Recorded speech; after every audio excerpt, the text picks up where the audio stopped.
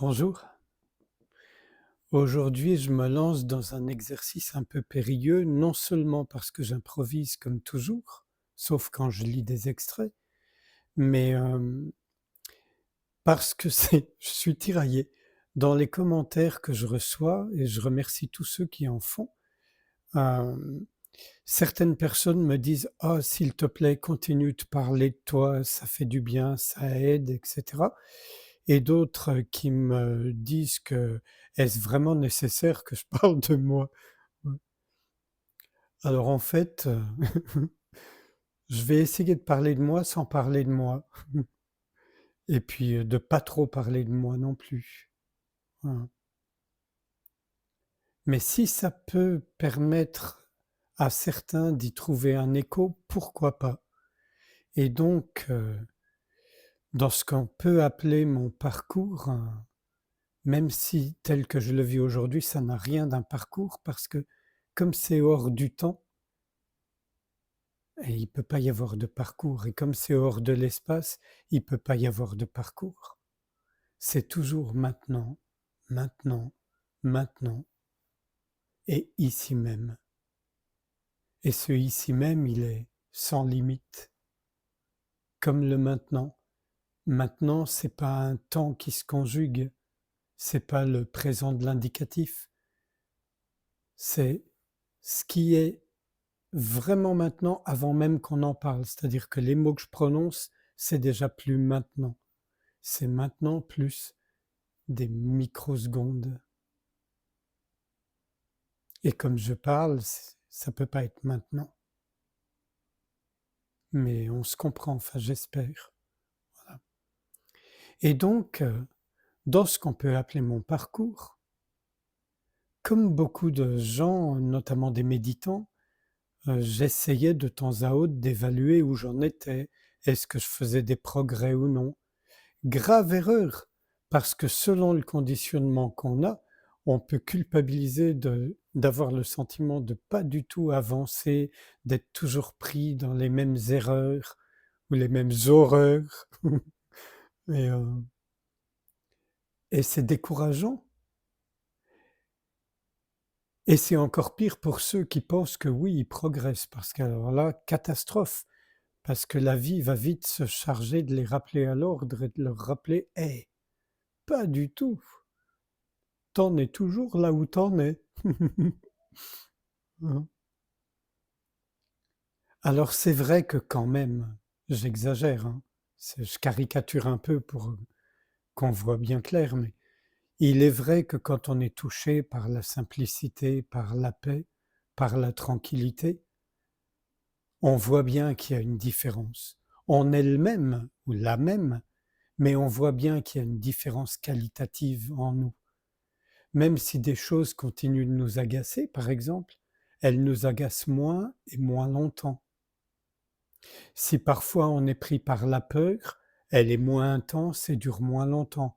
Ou elle peut être encore plus intense, mais comme on n'a pas peur d'avoir peur, de ressentir la peur, il n'y a pas de problème. Et c'est une exploration ininterrompue. Finalement, si on plutôt que parcours, on pourrait dire ça, une exploration ininterrompue. Alors, elle est ininterrompue, mais pour l'individu qui veut méditer, qui veut s'éveiller, qui veut et cetera, c'est jamais ininterrompu. Il y a le mode on, off, on, off, on, off et heu et il y a des chances que la personne qui cherche quelque chose soit tellement attachée à sa personne, à son cheminement, qu'elle soit jamais satisfaite finalement. Sauf peut-être par épuisement, par lassitude, qui vont provoquer un véritable lâcher-prise. C'est-à-dire, non pas un lâcher-prise où on s'efforce de lâcher quelque chose, une habitude, une tension, et cetera, mais un véritable lâcher-prise qui est spontané, qui vous tombe dessus et voilà,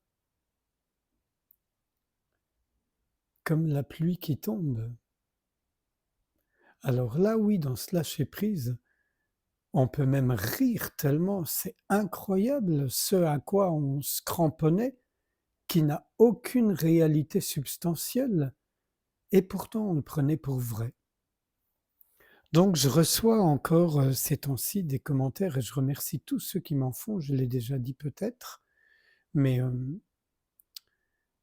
quelle que soit leur teneur, et je vois bien chez beaucoup, enfin chez certains du moins, qu'il y a cet ancrage dans mon histoire, mon cheminement, ma progression. Et en fait, si vous vous occupez plus de ça, ça se poursuivra, mais sans vous. Vous comprenez? Il ne s'agit pas de mettre un terme au cheminement ou à vous, surtout pas d'ailleurs, mais juste, vous qui êtes aux commandes, vous allez disparaître dans l'observation pure. Pure au sens où il n'y a plus vous, justement. Il n'y a plus de critères de référence, il n'y a plus de cadre. C'est pas tant l'inconnu que le non connu. Vous voyez?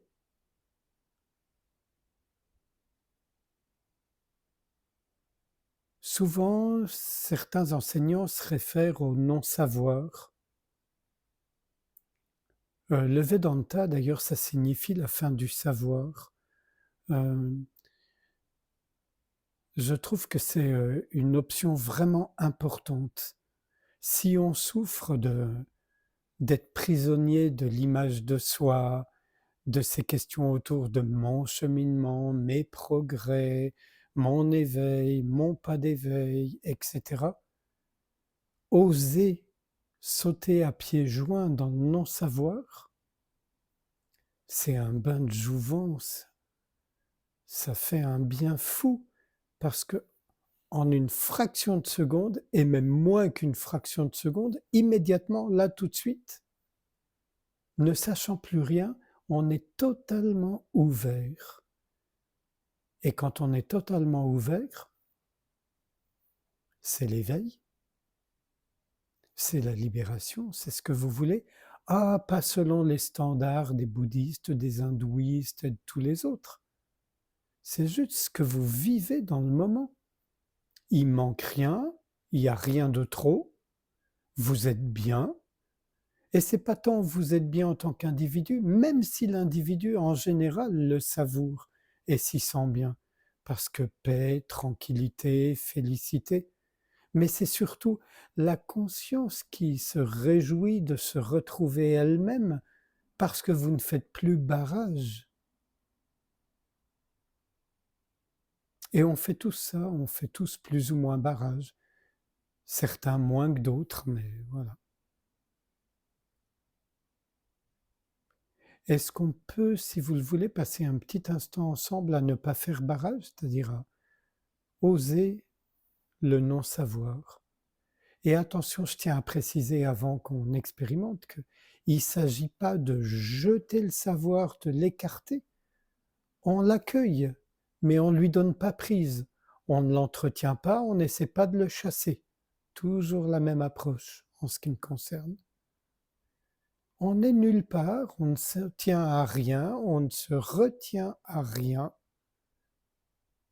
On est ouverture.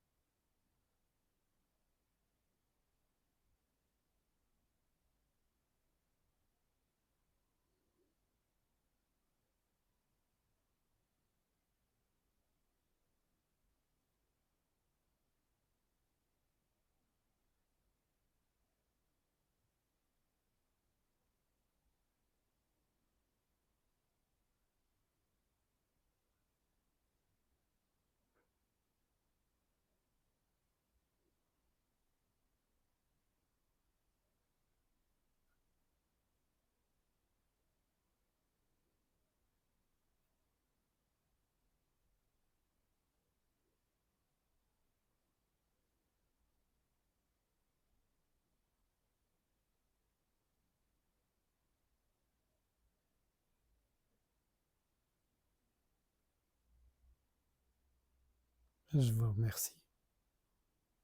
sauter dans le vide du non-savoir. Ça peut vraiment être non pas une recette, mais une ressource. Vous voyez?